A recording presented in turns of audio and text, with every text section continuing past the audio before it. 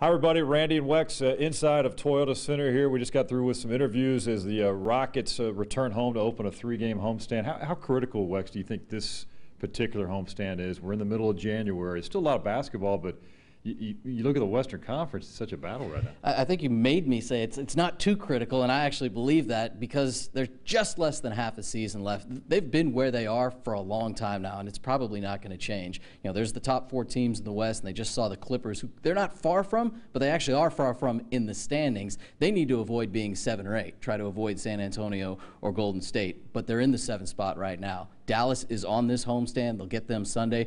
A game they'd sure like to have. But like you said, they need to win their home games. They have not established any kind of home court dominance at all this season, unlike last year. So that's an opportunity during these 3 games to do that. All right, start side of Toyota Center. Quickly, let's listen in to Dwight Howard.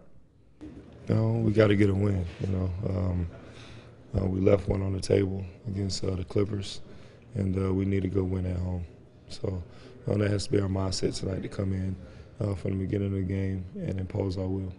All right, you saw Dwight Howard right there. Let's talk about his game, a monster game against the LA Clippers the other night. What are you seeing from him right now? It looks like he's healthy. He's really dominating out there. They're running the stuff that works for Dwight, which is a lot of pick and rolls, a lot of movement away from the basketball. He's getting his touches early in the post, but they're not just saying just throw it into Dwight and see what happens, because that's not the best suit for him or for the Rockets to get the most out of him. But the rebounding is all him. That's him being active, being healthy, putting in the time to get healthy, because that's what he wasn't able to do at the beginning of the season when they eased him into these minutes and these back-to-backs and all. But clearly the team's been a whole lot better when they've focused a little more on making sure he's getting his. And usually that's an individual thing, like a player, I want to get my points, but that's not how Dwight is, that's not how they are. But they need that in order to compete and win, and that's what's been happening. Yeah, I'm also seeing some flashes, at least, and it needs to be more consistent. Defense under J.B. Bickerstaff, I think we're seeing some improvement in that area overall. You know, I do too, and yes, both of us realize we're saying that after they gave up 140 points in 53 minutes of basketball. That wasn't the defensive night I was talking